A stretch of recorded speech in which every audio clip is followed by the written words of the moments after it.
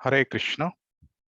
ओम अज्ञानतिमिरान्धस्य ज्ञानाञ्जनशलाकया चक्षुरुन्मिलितं येन तस्मै श्रीगुरवे नमः। नमो विष्णुपादाय कृष्णप्रेष्ठाय भूतले श्रीमते भक्तिवेदान्त स्वामिन्निति नामिने।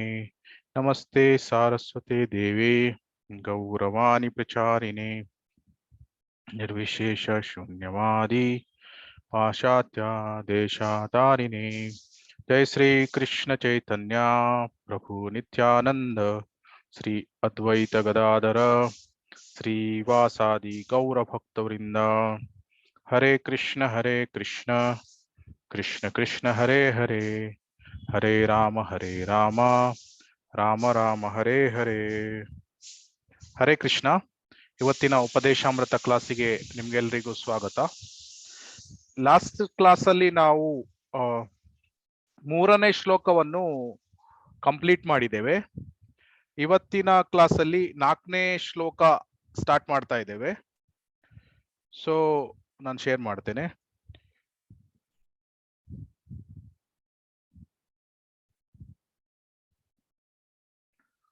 ಕಾಣಿಸ್ತಾ ಇದೆ ಅಲ್ಲ?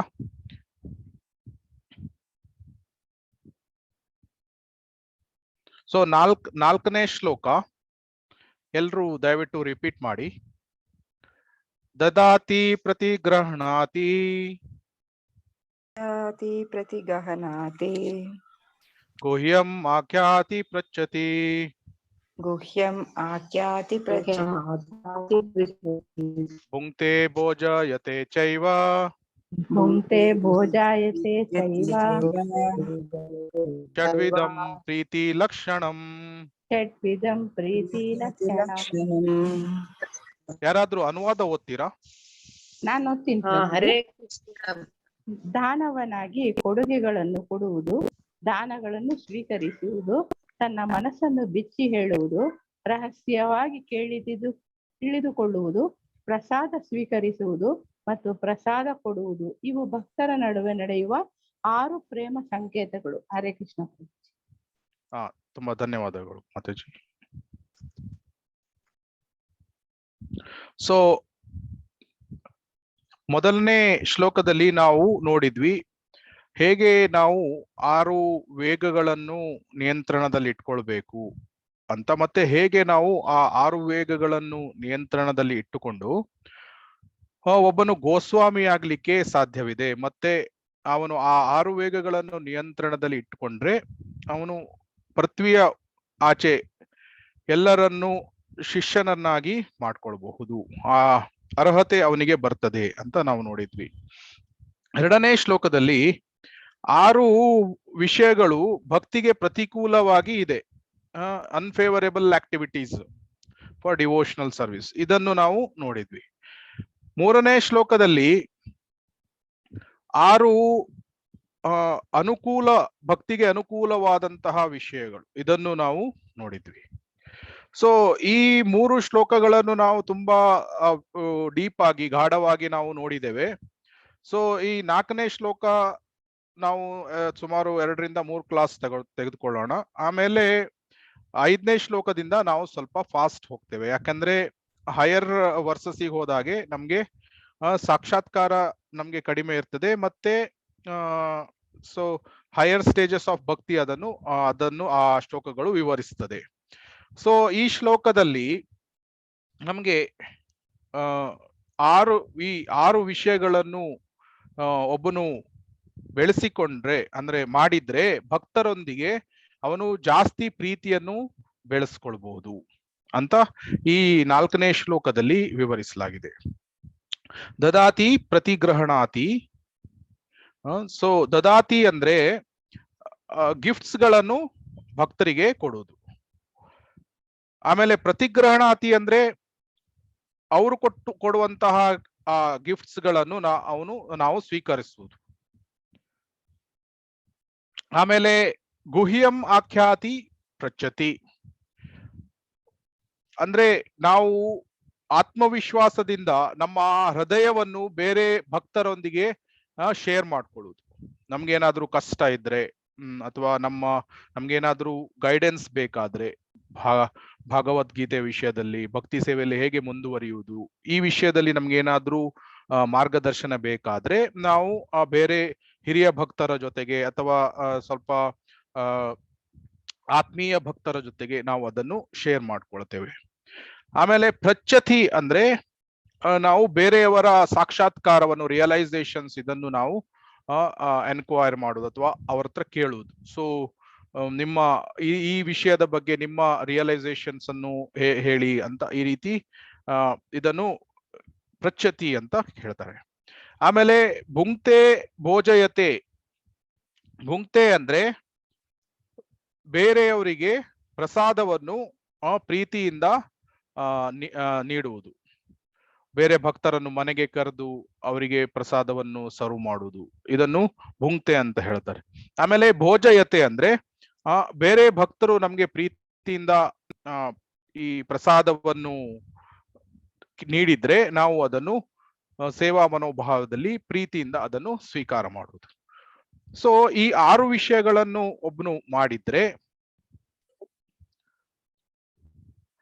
ಒಬ್ಬನು ಭಕ್ತರೊಂದಿಗೆ ಜಾಸ್ತಿ ಪ್ರೀತಿಯನ್ನು ಬೆಳೆಸ್ಕೊಳ್ಬಹುದು. ಸೊ ದದಾತಿ ಮತ್ತೆ ಪ್ರತಿಗ್ರಹಣಾತಿ, ಇದನ್ನು ಇವತ್ತು ಜಾಸ್ತಿ ನೋಡೋಣ. ಆಮೇಲೆ ಸ್ವಲ್ಪ ವಿಷಯದಲ್ಲಿ ಗುಹ್ಯಂ ಆಖ್ಯಾತಿ ಅಥವಾ ಪ್ರಚ್ಯತಿ ಟೈಮ್ ಇದ್ರೆ ನೋಡೋಣ. ಸೊ ದದಾತಿ ಅಂದ್ರೆ ಏನು ನಾವು ಅರ್ಥ ಮಾಡ್ಕೊಂಡು, offering pure devotees those objects that are in accordance with their requirements. So ಹೊಸ ವಸ್ತುಗಳನ್ನು ನೀಡುವುದು, ಫ್ರೆಶ್ ಆಗಿರುವಂತಹ ವಸ್ತುಗಳನ್ನು ನೀಡುವುದು. ಯಾರಿಗೆ? ಶುದ್ಧ ಭಕ್ತರಿಗೆ, ಮುಖ್ಯವಾಗಿ ಶುದ್ಧ ಭಕ್ತರಿಗೆ ಅಥವಾ ಹಿರಿಯ ಭಕ್ತರಿಗೆ, ನಮ್ಮ ಶಿಕ್ಷಾ ಗುರುಗಳಿಗೆ, ಅಥವಾ ಈವನ್ ನಮ್ಮ ಆತ್ಮೀಯ ಉಳಿದ ಭಕ್ತರಿಗೆ ಸಹ ಈ ಗಿಫ್ಟ್ಸ್ ಗಳನ್ನು ಕೊಡುವುದು. ಸೊ ಶೀಲಾ ಪ್ರಭುಪಾದ್ರು ಈ ವಿಷಯದಲ್ಲಿ ಭಾವಾರ್ಥದಲ್ಲಿ ಅವರು ವಿವರಿಸ್ತಾರೆ. ಏನು ಅಂದ್ರೆ, ಈವನ್ ಈ ಲೈಫ್ ಮೆಂಬರ್ಶಿಪ್ ಪ್ರೋಗ್ರಾಮ್ ಏನಿದೆ, ಈ ನಾವು ಇಸ್ಕಾನ್ ದೇವಸ್ಥಾನಗಳಲ್ಲಿ ಈ ಮೆಂಬರ್ಶಿಪ್ ಪ್ರೋಗ್ರಾಮ್ ಇರ್ತದೆ. ಸೊ ಇದನ್ನು ಶೀಲಾ ಪ್ರಭುಪಾದರು ಅವರು ಪ್ರಾರಂಭ ಮಾಡಿದ್ರು. ಯಾತಕ್ಕಾಗಿ ಅಂದ್ರೆ ಈ 6 ಲವಿಂಗ್ ಎಕ್ಸ್ಚೇಂಜಸ್, ಪ್ರೇಮಮಯವಾದ ಈ ಇದು ಒಬ್ನು ತನ್ನ ಪ್ರೀತಿಯನ್ನು ಬೇರೆಯವರಿಗೆ ವ್ಯಕ್ತಪಡಿಸುವುದು, ಮತ್ತೆ ಮತ್ತೊಬ್ನು ಆ ಪ್ರೀತಿಯನ್ನು ಆನಂದದಿಂದ ಸ್ವೀಕರಿಸುವುದು, ಈ ರೀತಿಯ ವಿಷಯಗಳನ್ನು ಜಾಸ್ತಿ ಎನ್ಕರೇಜ್ ಮಾಡ್ಲಿಕ್ಕಾಗಿ ಲೈಫ್ ಮೆಂಬರ್ಶಿಪ್ ಅನ್ನು ಸ್ಟಾರ್ಟ್ ಮಾಡಿರುವುದು ಅಂತ. ಉದಾಹರಣೆಗೆ, ಲೈಫ್ ಮೆಂಬರ್ ಆಗೋರು ದೇವಸ್ಥಾನಕ್ಕೆ ಧನ ಸಹಾಯವನ್ನು ನೀಡ್ತಾರೆ, ಅದು ಅಂದ್ರೆ ಗಿಫ್ಟ್ ರೀತಿಯಲ್ಲಿ ಕೊಟ್ಟ ಹಾಗೆ.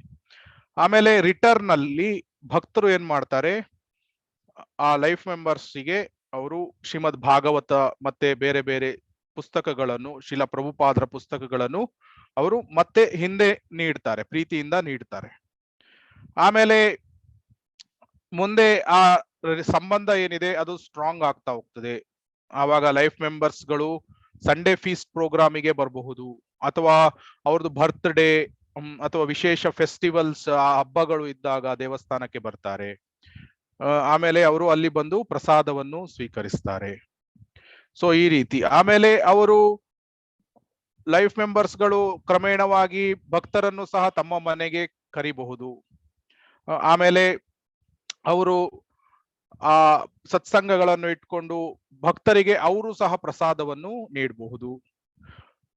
ಆಮೇಲೆ ಅವರು ಭಾಗವತ ಕಥೆಯನ್ನು ಆ ಮನೆಯಲ್ಲಿ ಇಟ್ಕೊಳ್ತಾರೆ. ಸೊ ಅದು ಗುಹ್ಯಂ ಆಖ್ಯಾತಿ ಪ್ರಚ್ಯತಿ.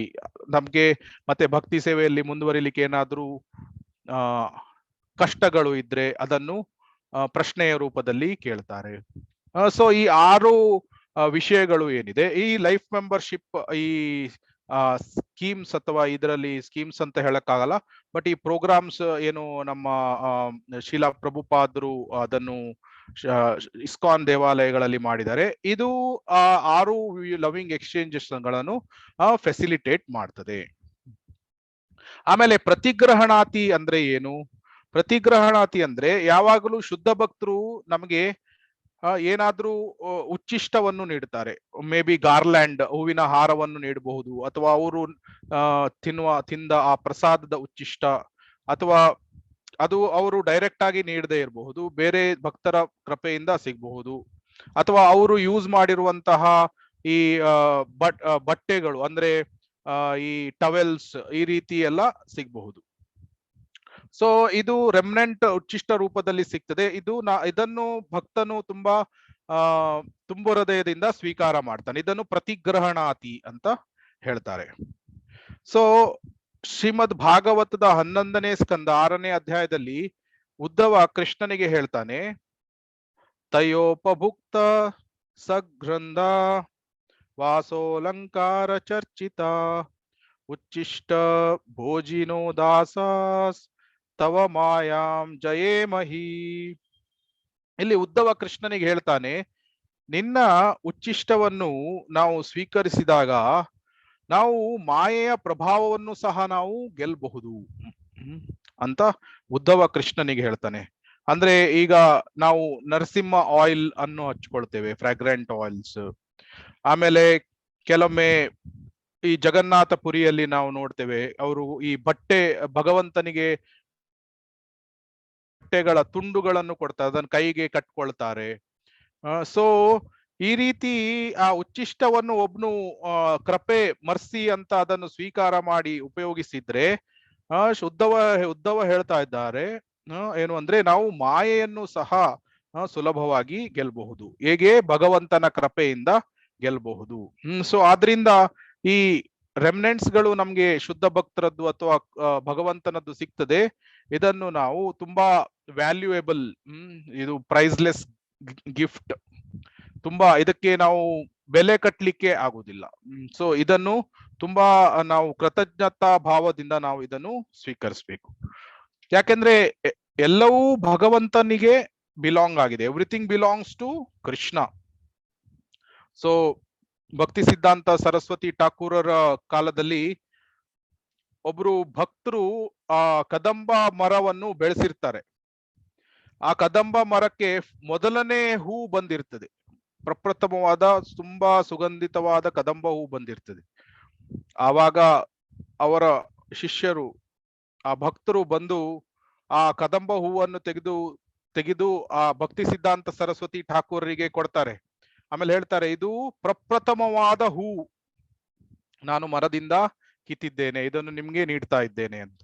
ಆವಾಗ ಭಕ್ತಿ ಸಿದ್ಧಾಂತ ಸರಸ್ವತಿ ಠಾಕೂರರು ಹೇಳ್ತಾರೆ, ನೀನು ಇದನ್ನು ನಿತಾಯ್ ಗೌರಾಂಗ ಅವರಿಗೆ ಅರ್ಪಣೆ ಮಾಡಿದ್ದೀಯೋ ಅಂತ ಕೇಳ್ತಾರೆ.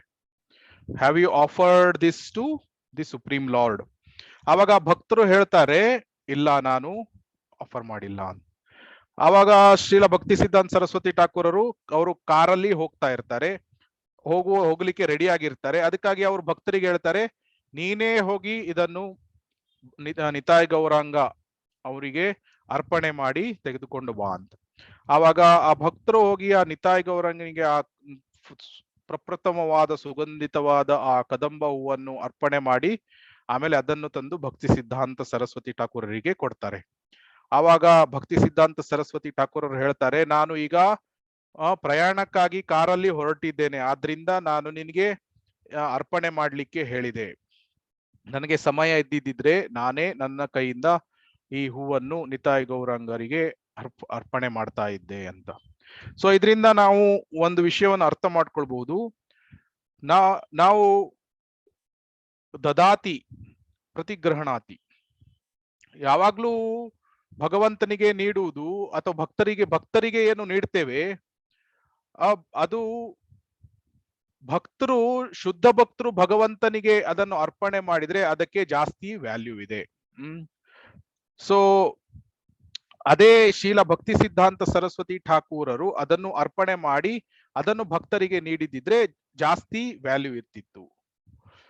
ಸೊ ಆದ್ರೂ ಪರವಾಗಿಲ್ಲ, ಕೃಷ್ಣನ ಪ್ರಸಾದ ಏನಿದೆ ಅದು ಆ ಭಕ್ತರಿಗೆ ಸಿಕ್ತು. ಸೊ ಅದರಿಂದ ಅದು ವೆರಿ ವ್ಯಾಲ್ಯೂಯೇಬಲ್, ಇಟ್ಸ್ ವೆರಿ, ತುಂಬಾ ಅದಕ್ಕೆ ಒಂದು ಮೌಲ್ಯ ಇದೆ, ಯಾವುದು ಆಧ್ಯಾತ್ಮಿಕ ಮೌಲ್ಯ ಇದೆ. ಸೊ ಈ ವಿಷಯವನ್ನು ನಾವು ಅರ್ಥ ಮಾಡ್ಕೊಳ್ಬಹುದು. ಆಮೇಲೆ ಹಿಂದೆ ಪ್ರಭುಪಾದರ ಸಮಯದಲ್ಲೂ ಸಹ ಯಾವಾಗ ನ್ಯೂ ವೃಂದಾವನದಲ್ಲಿ ಅವರು ಹೋಗಿದ್ದಾಗ ಬುರಿಜನ್ ಪ್ರಭು ಇರ್ತಾರೆ, ಆಮೇಲೆ ಅಲ್ಲಿ ಮತ್ತೊಬ್ರು ಭಕ್ತರು ಇರ್ತಾರೆ. ಶೀಲಾ ಪ್ರಭುಪಾದ್ರು ಹೋದಾಗ ಬುರಿಜನ್ ಪ್ರಭು ನಮ್ಗೆ ಗೊತ್ತಿರೋ ಹಾಗೆ ತುಂಬಾ ಅವರು ಗಾಢವಾಗಿ ಆಧ್ಯಾತ್ಮಿಕ ಸ್ಪಿರಿಚುವಲ್ ಲೈಫ್ ಅನ್ನು ಅವರು ಅಭ್ಯಾಸ ಮಾಡ್ತಾ ಇದ್ರು. ಸೊ ಆದ್ರೆ ಆ ಸಮಯದಲ್ಲಿ ಅವರಿಗೆ ಶೀಲಾ ಪ್ರಭುಪಾದ್ರು ಕಾರಲ್ಲಿ ಇಳಿದು ಬಂದಾಗ ಅವರು ತಮಗೆ ಹಾಕಿದ ಆ ಹಾರವನ್ನು ಬುರಿಜನ್ ಪ್ರಭುಜಿಗೆ ಕೊಡುದಿಲ್ಲ, ಮತ್ತೊಬ್ರು ಭಕ್ತರಿಗೆ ಅವರು ಹಾಕಿ ಬಿಡ್ತಾರೆ. ಆವಾಗ ಬುರಿಜನ್ ಪ್ರಭುಜಿ ಅವರು ಆಲೋಚನೆ ಮಾಡ್ತಾರೆ, ಅಂದ್ರೆ ನನ್ಗೆ ಇದು ಆ ಪ್ರಭುಪಾತ್ರ ಹಾರ ಸಿಕ್ಕಿದ್ರೆ ಎಷ್ಟೊಂದು ಉತ್ತಮವಾಗ್ತಿತ್ತು ಅಂತ. ಅವರಿಗೆ ಆಶ್ಚರ್ಯ ಆಗ್ತದೆ, ಪ್ರಭುಪಾದರು ನನ್ಗೆ ಯಾಕೆ ನೀಡ್ಲಿಲ್ಲ, ಆ ಭಕ್ತರಿಗೆ ನೀಡಿದ್ರು ಅಂತ. ಆಮೇಲೆ ಸ್ವಲ್ಪ ಸಮಯದ ನಂತರ ಅವರಿಗೆ ಬುರಿಜನ್ ಪ್ರಭುಜಿಗಳಿಗೆ ಗೊತ್ತಾಗ್ತದೆ ಏನು ಅಂದ್ರೆ ಆ ಭಕ್ತರು ಆಧ್ಯಾತ್ಮಿಕ ಜೀವನದಲ್ಲಿ ಸ್ವಲ್ಪ ವೀಕ್ ಆಗಿದ್ರು. ಸೊ ಆವಾಗ ಶೀಲಾ ಪ್ರಭುಪಾದ್ರು ಅವರು ಸ್ವಲ್ಪ ಆಧ್ಯಾತ್ಮಿಕ ಶಕ್ತಿಯನ್ನು ಪಡೆದು ಮತ್ತೆ ಅವರು back to normal practice of sadhana, ಅಂದ್ರೆ ಸಾಧನವನ್ನು ಸರಿಯಾಗಿ ಅಭ್ಯಾಸ ಮಾಡ್ಲಿಕ್ಕೆ ಅವ್ರಿಗೆ ಸಹಾಯ ಆಗ್ಲಿ ಅಂತ ಅವರು ತಮ್ಮ ಕೃಪೆಯನ್ನು ಆ ಭಕ್ತರಿಗೆ ನೀಡ್ಲಿಕ್ಕಾಗಿ ಆ ಹಾರವನ್ನು ಅವರು ನೀಡಿರ್ತಾರೆ. ಸೊ ಆವಾಗ ಬುರಿಜನ್ ಪ್ರಭುಗಳಿಗೆ ಗೊತ್ತಾಗ್ತದೆ ಶೀಲಾ ಪ್ರಭುಪಾದ್ರು ಆ ಭಕ್ತನಿಗೆ ಉದ್ಧಾರ ಮಾಡ್ಲಿಕ್ಕಾಗಿ ಆ ಹಾರವನ್ನು ನೀಡಿದ್ರು ಅಂತ. ಸೊ ಈ ರೀತಿ ಶುದ್ಧ ಭಕ್ತರು ತಮ್ಮ ಕೃಪೆಯನ್ನು ಕೆಲವೊಮ್ಮೆ ಈ ರೀತಿ ಭಕ್ತರಿಗೆ ನೀಡ್ತಾರೆ. ಆವಾಗ ಆ ಭಕ್ತರು ಅದರನ್ನು ಸದುಪಯೋಗ ಪಡಿಸ್ಕೊಳ್ಬೇಕು. ಸೊ ಈ ರೀತಿ ಆ ದಧಾತಿ ಅಥವಾ ಪ್ರತಿಗ್ರಹಣಾತಿ, ಸೊ ಇದು ಒಂದು ತುಂಬಾ ಇಂಪಾರ್ಟೆಂಟ್ ಆಗಿರುವಂತಹ ಒಂದು ವಿಷಯ. ಆಮೇಲೆ ನಾವು ನೋಡ್ತೇವೆ ಹೇಗೆ ಒಮ್ಮೆ ಇಂದ್ರ ಏನಿದ್ದಾನೆ, ದುರ್ವಾಸ ಮುನಿಗಳು ಇಂದ್ರನಿಗೆ ಒಂದು ಆಹಾರವನ್ನು ಕೊಡ್ತಾರೆ. ಆ ಹಾರವನ್ನು ಕೊಟ್ಟಾಗ ಇಂದ್ರ ಅದನ್ನು ಅಷ್ಟೊಂದು ಅದಕ್ಕೆ ವ್ಯಾಲ್ಯೂ ಕೊಡುವುದಿಲ್ಲ. ಅವನು ಆ ಮೌಲ್ಯವನ್ನು ಕೊಡದೆ ಅವನು ಅದನ್ನು ಐರಾವತಕ್ಕೆ ಕೊಡ್ತಾನೆ. ಆಮೇಲೆ ಆ ಐರಾವತ ಏನಿದೆ ಅದು ಆ ಹಾರವನ್ನು ತನ್ನ ಕಾಲ್ ಕೆಳಗೆ ಹಾಕಿ ಅದನ್ನು ಟ್ರಾಂಪಲ್ ಮಾಡ್ತದೆ. ಆವಾಗ ದುರ್ವಾಸ ಮುನಿಗಳಿಗೆ ಸಿಟ್ಟು ಬಂದು ಆ ಇಂದ್ರನಿಗೆ ಅವರು ಶಾಪವನ್ನು ಕೊಡ್ತಾರೆ. ಸೊ ಇದರಿಂದ ಇಂದ್ರ ಏನಾಗ್ತದೆ, ಅವನು ತನ್ನ ಎಲ್ಲಾ ಐಶ್ವರ್ಯಗಳನ್ನು ಅವನು ಕಳೆದುಕೊಳ್ತಾನೆ. ಸೊ ಆದ್ರಿಂದ ಈ ರೀತಿ ಈ ಹಿರಿಯ ಭಕ್ತರು, ಶುದ್ಧ ಭಕ್ತರು ನೀಡಿರುವಂತಹ ಯಾವುದೇ ಈ ಉಚ್ಚಿಷ್ಟ ಇರ್ಲಿ ಅಥವಾ ಗಾರ್ಲ್ಯಾಂಡ್, ಹೂವಿನ ಹಾರ, ಯಾವುದೇ ವಸ್ತು ಇರ್ಲಿ, ಅದನ್ನು ಜಾಸ್ತಿ ಜಾಗರೂಕತೆಯಿಂದ ನಾವು ಅದನ್ನು ವ್ಯಾಲ್ಯೂ ನೀಡಿ ಅದನ್ನು ಇಟ್ಕೊಳ್ಬೇಕು, ಪ್ರಿಸರ್ವ್ ಮಾಡಬೇಕು. ಆಮೇಲೆ ಇನ್ನೊಂದು ಇನ್ಸಿಡೆಂಟ್ ಅಲ್ಲಿ ನವಯೋಗೇಂದ್ರ ಮಹಾರಾಜ್ ಅವರು ಪುಣೆ ಟೆಂಪಲ್ಗೆ ಬಂದಿರ್ತಾರೆ. ಆವಾಗ ಅವರಿಗೆ ಆ ಹಾರವನ್ನು ಕೊಡ್ಲಿಕ್ಕಾಗಿ ಹಾರವನ್ನು ಹಾಕ್ಲಿಕ್ಕೆ ಭಕ್ತರು ಮುಂದೆ ಹೋದಾಗ ಆ ಗುಲಾಬಿ ಹೂವಿನ ಪಕ್ಕಳೆಗಳು ಏನಿದೆ ಅದು ಎಲ್ಲ ಉದುರ್ತದೆ, ಅದು ತುಂಬಾ ಮೃದುವಾಗಿರ್ತದೆ, ಎಲ್ಲ ಉದುರುತ್ತದೆ.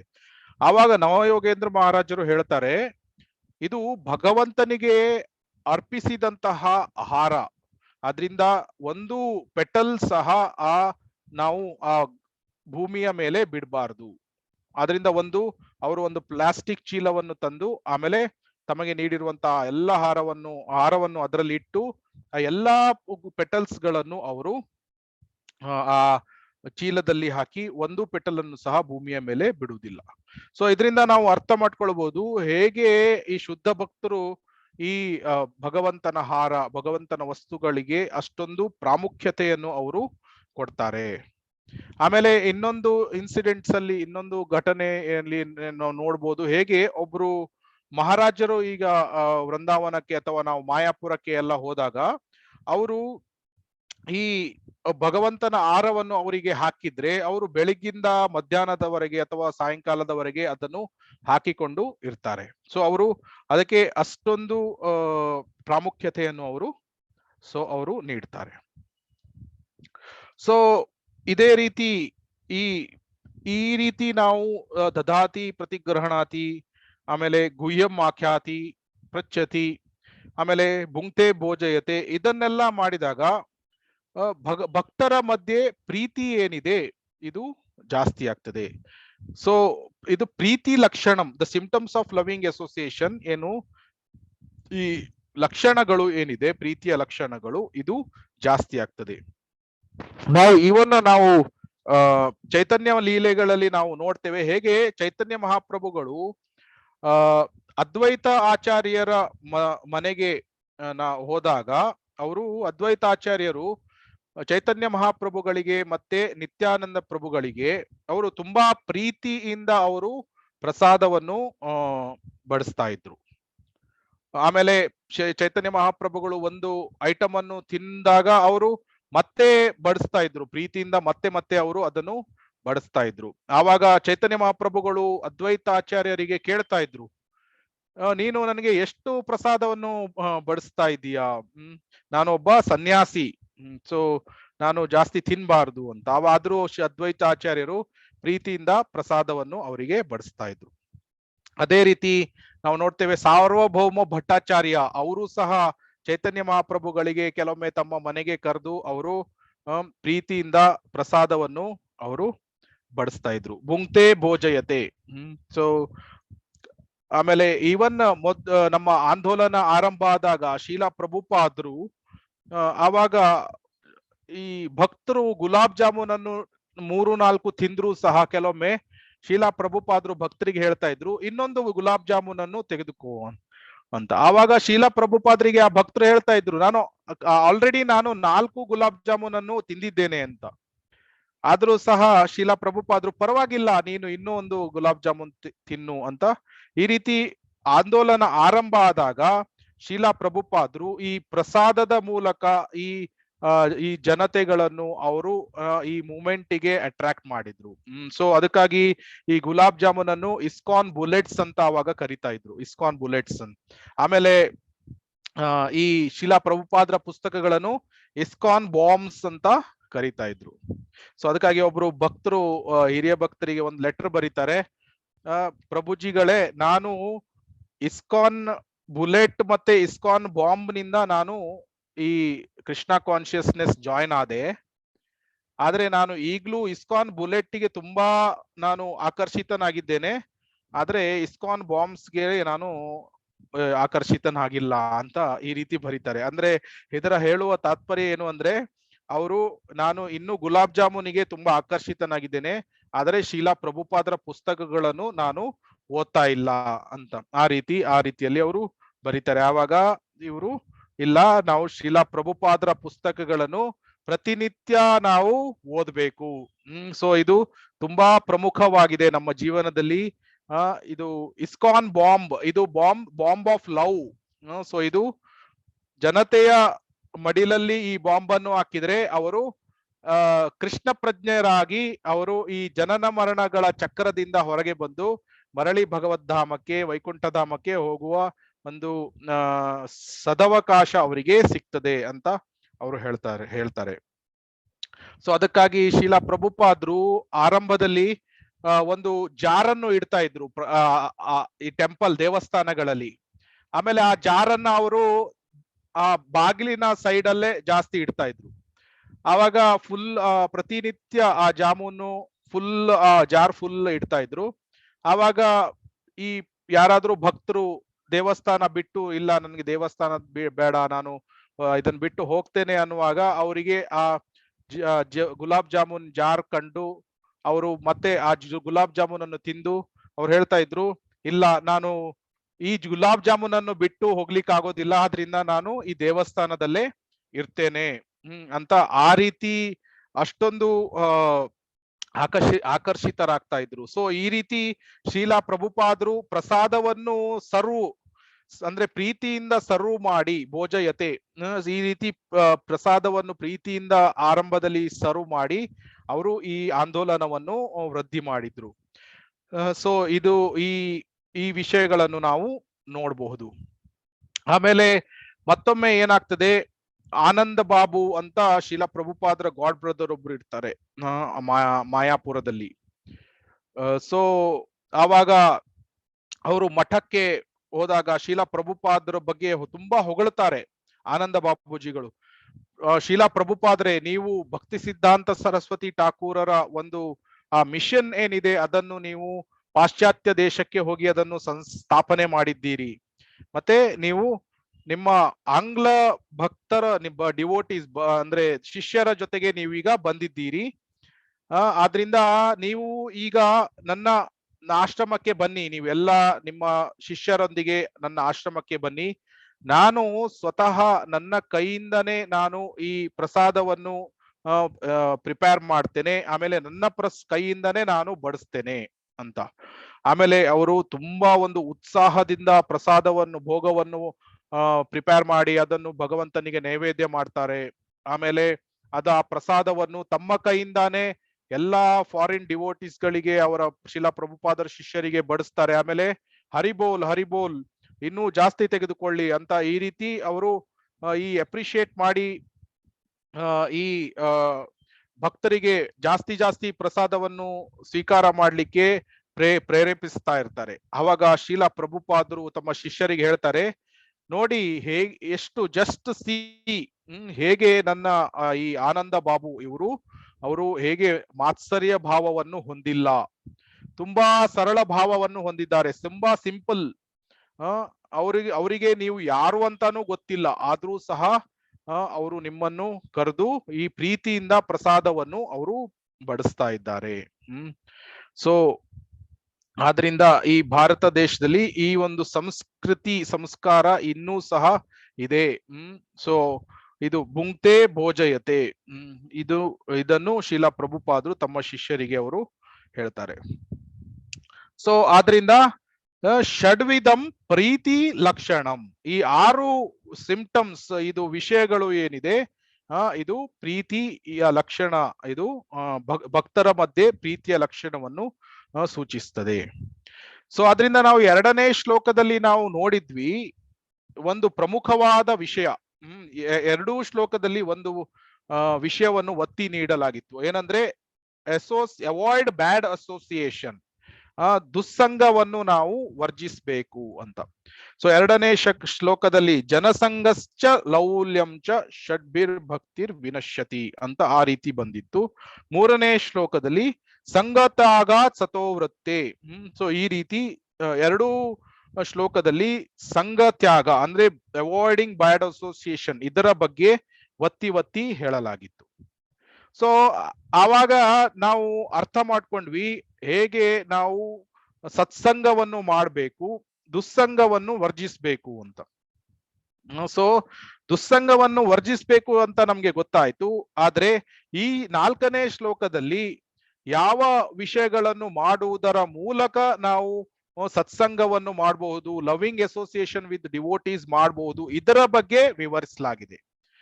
ಸೊ ಆದ್ರಿಂದ 2ನೇ ಶ್ಲೋಕದ ಮತ್ತೆ 3ನೇ ಶ್ಲೋಕದ ಆ ಜನಸಂಗ ಮತ್ತು ಸಂಗತ್ಯಾಗ, ಇದಕ್ಕೆ ಆಂಟಿಡೋಟ್ ಏನು, ಇದು ನಾವು ಭಕ್ತರ ಸಂಘವನ್ನು ಮಾಡುವುದು. ಆಮೇಲೆ ಭಕ್ತರ ಸಂಘವನ್ನು ಹೇಗೆ ಮಾಡಬೇಕು, ಪ್ರೀತಿಯಿಂದ ಮಾಡಬೇಕು. ಸೊ ಆದ್ರಿಂದ ಈ 6 ವಿಷಯಗಳು ಏನಿದೆ ಇದು ತುಂಬಾ ಪ್ರಮುಖವಾದ ವಿಷಯಗಳು. So good association, so having good association. So ಅದಕ್ಕಾಗಿ ಈ ಗುಡ್ ಅಸೋಸಿಯೇಷನ್ ಆಗ್ಬೇಕಾದ್ರೆ ಒಬ್ಬನು ಸೇವಾ ಮನೋಭಾವವನ್ನು ಬೆಳೆಸ್ಕೊಳ್ಬೇಕು. ಸೇವಾ ಮನೋಭಾವವನ್ನು ಬೆಳೆಸ್ಕೊಂಡ್ರೆ ಆ ಸಂಬಂಧ, ಆ ರಿಲೇಶನ್ಶಿಪ್ ಏನಿದೆ ಅದು ತುಂಬಾ ಸ್ವೀಟ್, ಮಧುರವಾಗ್ತದೆ. ಸೊ ಅದರಿಂದ ಒಬ್ನು ನಾನು ನಿನ್ನ ದಾಸ, I am your servant. So ಅಥವಾ ಗೋಪಿ ಬರ್ತು ಪದಕಮಲಯೋರ್ ದಾಸ ದಾಸಾನು ದಾಸ, ನಾನು ದಾಸಾನು ದಾಸ ಅನ್ನುವಂತಹ ಈ ಒಂದು ವಿಷಯವನ್ನು ಪ್ರತಿಯೊಬ್ಬರು ಈ ಪ್ರಜ್ಞೆಯನ್ನು ಹೊಂದಿದ್ರೆ ಈ ಭಕ್ತರ ನಡುವೆ ಇರುವಂತಹ ಸಂಬಂಧ ಏನಿದೆ ಅದು ತುಂಬಾ ಮಧುರವಾಗ್ತದೆ. ಸೊ ಇಲ್ಲಿ ನಾವು ನೋಡ್ತಾ ಇದ್ದೇವೆ ಹೇಗೆ ಶ್ರೀ ಚೈತನ್ಯ ಮಹಾಪ್ರಭುಗಳು, ನಾವು ಲಾಸ್ಟ್ ಟೈಮ್ ಎಕ್ಸ್ಪ್ಲೇನ್ ಮಾಡಿದಾಗೆ ಅವರು ಪ್ರಸಾದವನ್ನು ಸ್ವೀಕಾರ ಮಾಡ್ತಾ ಇದ್ದಾರೆ. ಹಿಂದೆ ನಿತ್ಯಾನಂದ ಪ್ರಭುಗಳು ಇದ್ದಾರೆ, ಅದ್ವೈತಾಚಾರ್ಯರು ಇದ್ದಾರೆ, ಸಾರ್ವಭೌಮ ಭಟ್ಟಾಚಾರ್ಯರು ಇದ್ದಾರೆ. ಸೊ ಹೀಗೆ ಭಕ್ತರು ಶ್ರೀ ಚೈತನ್ಯ ಮಹಾಪ್ರಭುಗಳಿಗೆ ತುಂಬಾ ಒಂದು ಪ್ರೀತಿಯಿಂದ ಅವರು ಪ್ರಸಾದವನ್ನು ನೀಡ್ತಾ ಇದ್ರು. ಆಮೇಲೆ ಇವರು ಚೈತನ್ಯ ಮಹಾಪ್ರಭುಗಳು ಸಹ ಅವರು ಹೇಳ್ತಾ ಇದ್ರು, ಈ ಭೋಗವನ್ನು ಕೃಷ್ಣ ಸ್ವತಃ ತನ್ನ ತಾನು ಸ್ವೀಕಾರ ಮಾಡಿರುವುದರಿಂದ ಇದು ತುಂಬಾ ಒಂದು ಅಮೃತದಂತೆ ಸಿಹಿಯಾಗಿ ಇದೆ, ತುಂಬಾ ಟೇಸ್ಟಿ ಆಗಿದೆ. ಯಾಕಂದ್ರೆ ಇದನ್ನು ಸ್ವತಃ ಕೃಷ್ಣನೇ ಅದನ್ನು ಆಸ್ವಾದಿಸಿದ್ದಾನೆ ಅಂತ. ಸೊ ಆದ್ರಿಂದ ಪ್ರಸಾದವನ್ನು ಯಾವಾಗ ಭೋಗವನ್ನು ಭಗವಂತ ಸ್ವೀಕಾರ ಮಾಡ್ತಾನೆ, ಆಮೇಲೆ ಭಕ್ತರಿಗೆ ಅದನ್ನು ಪ್ರಸಾದದ ರೂಪದಲ್ಲಿ ನೀಡ್ತಾನೆ, ಅದು ತುಂಬಾ ಟೇಸ್ಟಿ, ತುಂಬಾ ಒಂದು ಅಮೃತದ ಹಾಗೆ ಅದು ಆಗ್ತದೆ. ಆಮೇಲೆ ಶ್ರೀಲ ಪ್ರಭುಪಾದರು ಭಾವಾರ್ಥದಲ್ಲಿ ಅವರು ಹೇಳ್ತಾರೆ ಏನು ಅಂದ್ರೆ, ಈ 6 ಲವಿಂಗ್ ಎಕ್ಸ್ಚೇಂಜ್ ಏನಿದೆ ಇದು ಈ ಭೌತಿಕ ಕಾರ್ಯಚಟುವಟಿಕೆಗಳಲ್ಲೂ ಸಹ ಈ ರೀತಿ ನಡೀತಾ ಇರ್ತದೆ. ಉದಾಹರಣೆಗೆ ಒಬ್ನು ಬಿಸ್ನೆಸ್ ಡೀಲ್ ಮಾಡ್ಬೇಕಾದ್ರೆ ಅವರು ಒಂದು ಹೋಟೆಲಿಗೆ ಬರ್ತಾರೆ.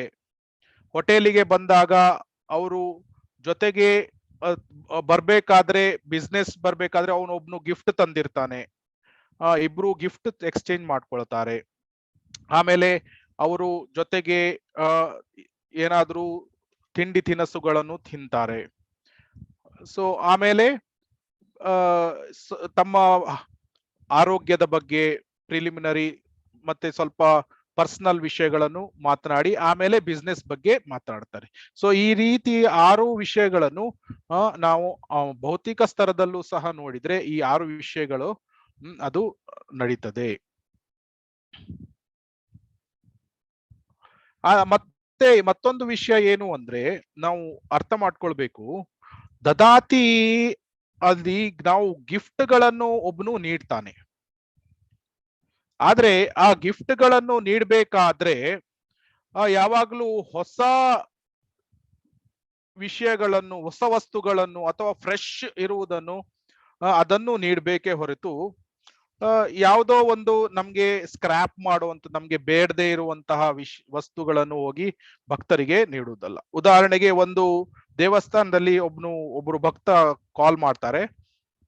ಅವ್ರು ಹೇಳ್ತಾರೆ, ನನ್ನ ಹತ್ರ ಒಂದು ಶೋಕೇಸ್ ಇದೆ, ತುಂಬಾ ದೊಡ್ಡ ಶೋಕೇಸ್ ಇದೆ, ನಾನು ಅದನ್ನು ದೇವಸ್ಥಾನಕ್ಕೆ ಕೊಡ್ಲಿಕ್ಕಾಗಿ ಆಸೆ ಪಡ್ತೇನೆ ಅಂತ.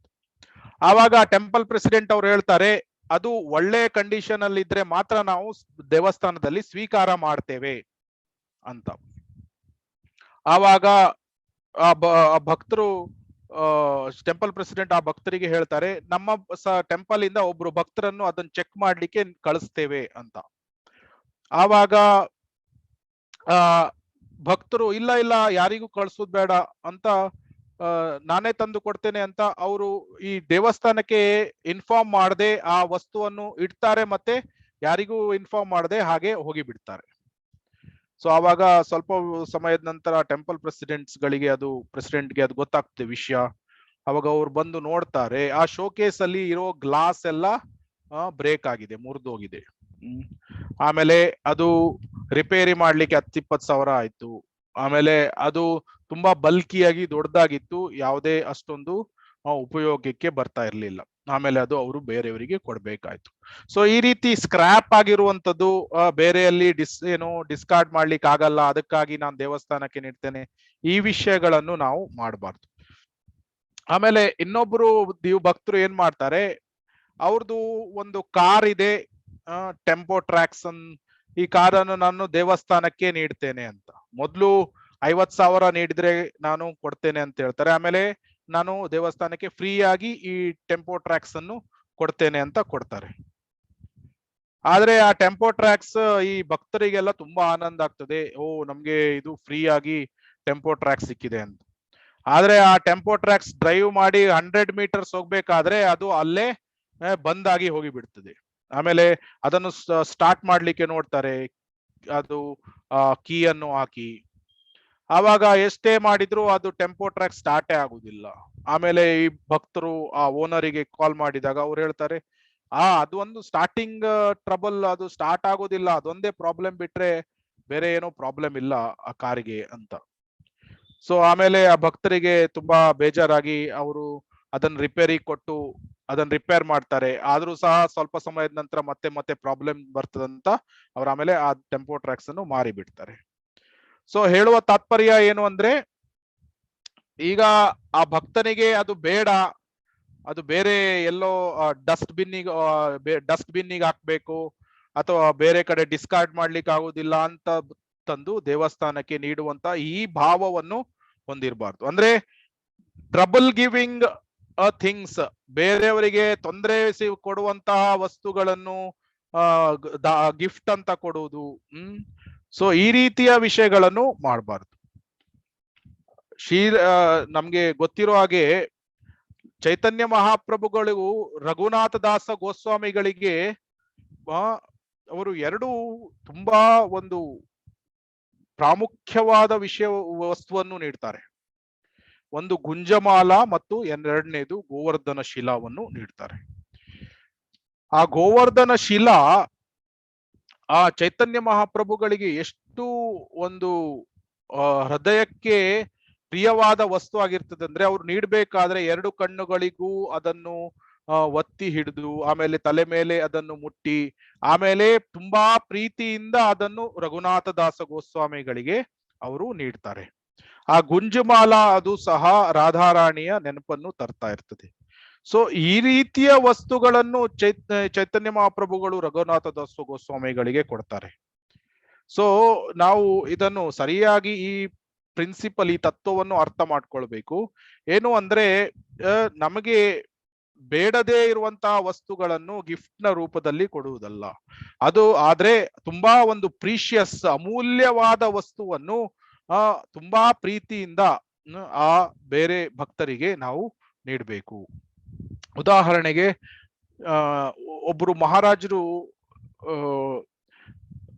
ಆ ಶೀಲಾ ಪ್ರಭುಪಾದರ ಕರ್ತಾಲ್, ಸೊ ಅವರು ಯಮುನಾ ಮಾತಾಜಿಯವರು ಆ ಮಹಾರಾಜರಿಗೆ ಅವರು ನೀಡ್ತಾರೆ. ಸೊ ಆ ಮಹಾರಾಜರು ಆ ಶೀಲಾ ಪ್ರಭುಪಾದರ ಕರ್ತಾಲವನ್ನು ಎಷ್ಟು ಮೌಲ್ಯವನ್ನು ನೀಡ್ತಾರೆ ಅಂದ್ರೆ, ಎಷ್ಟು ಒಂದು ಅದಕ್ಕೆ ಪ್ರಾಮುಖ್ಯತೆಯನ್ನು ನೀಡ್ತಾರೆ ಅಂದ್ರೆ, ಸೊ ಅದನ್ನ ಅವರು ಆ ಭಕ್ತರಿಗೆಲ್ಲ ತೋರಿಸಿ ಆಮೇಲೆ ಅದನ್ನು ಒಂದು ಪ್ರಭುಪಾದರ ಆ ಮೂರ್ತಿ ಏನಿದೆ ಅದರ ಸೈಡಿಗೆ ಅದನ್ನು ಒಂದು ಗ್ಲಾಸ್ ಕಂಟೈನರ್ ಒಳಗಡೆ ಅದನ್ನು ಇಡ್ತಾರೆ.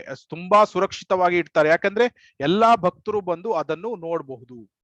ಆಮೇಲೆ ಈ ಯಮುನಾ ಮಾತಾಜಿಯವರು ಆ ಮಹಾರಾಜರಿಗೆ ನೀಡಿರುವಂತ ಈ ಗಿಫ್ಟ್ ಏನಿದೆ ಅದು ತುಂಬಾ ಅಮೂಲ್ಯವಾದ ಗಿಫ್ಟ್ ಅನ್ನು ಅವರು ನೀಡಿದ್ದಾರೆ. ಯಾಕೆ ಅಂದ್ರೆ, ಈ ಕರತಾಲವನ್ನು ಭಕ್ತರು ನೋಡಿದಾಗ ಆ ಕರತಾಲವನ್ನು ಆ ಶೀಲಾ ಪ್ರಭುಪಾದರ ನೆನಪಾಗ್ತದೆ. ಆಮೇಲೆ ಆ ಸೇಮ್ ಕರತಾಲವನ್ನು ಶೀಲಾ ಪ್ರಭುಪಾದರು ಈ ಆಂದೋಲನ ಆರಂಭ ಆಗ್ಬೇಕಾದ್ರೆ matchless gift US New York 26th avenue ಅಲ್ಲಿ ಅದನ್ನು ಉಪಯೋಗಿಸ್ತಾ ಇದ್ರು. ಇಸ್ಕಾನ್ ಆಂದೋಲನದ ಆರಂಭದಲ್ಲಿ ಅದನ್ನು ಉಪಯೋಗಿಸ್ತಾ ಇದ್ರು. ಆವಾಗ ಎಲ್ಲಾ ಭಕ್ತರಿಗೆ ಆ ಕರತಾಲವನ್ನು ನೋಡಿದಾಗ ಶೀಲಾ ಪ್ರಭುಪಾದರ ನೆನಪಾಗ್ತದೆ. ಆಮೇಲೆ ಎಲ್ರು ಅದನ್ನು ಅಷ್ಟೊಂದು ಪ್ರಾಮುಖ್ಯತೆಯನ್ನು ನೀಡ್ತಾರೆ. ಸೊ ಇಂತಹ ಅಮೂಲ್ಯವಾದ ಗಿಫ್ಟ್ಸ್ ಗಳನ್ನು ಒಬ್ರು ನೀಡಬೇಕು. ಆಮೇಲೆ ರಿಸೀವಿಂಗ್, ನಾವು ಸ್ವೀಕಾರ ಮಾಡ್ಬೇಕಾದ್ರೂ ಸಹ ಶುದ್ಧ ಭಕ್ತರು ನಮ್ಗೆ ಅವರು ಪ್ರೀತಿಯಿಂದ ಕೆಲವೊಮ್ಮೆ ಲೆಕ್ಚರ್ ಆದ ಮೇಲೆ ಕೆಲವೊಮ್ಮೆ ಅವರು ಹೂವಿನ ಹಾರವನ್ನು ಭಕ್ತರಿಗೆ ಹಾಕಿ ಅವರು ನೀಡಬಹುದು. ಸೊ ಆಮೇಲೆ ಕೆಲವೊಮ್ಮೆ ಅವರು ತಾವು ಉಪಯೋಗಿಸಿದ ಟವೆಲ್ಸ್ ಗಳನ್ನು ಅಥವಾ ಕರ್ಚೀಫ್ಸ್ ಗಳನ್ನು ಈ ರೀತಿ ಅವರು ನೀಡಬಹುದು.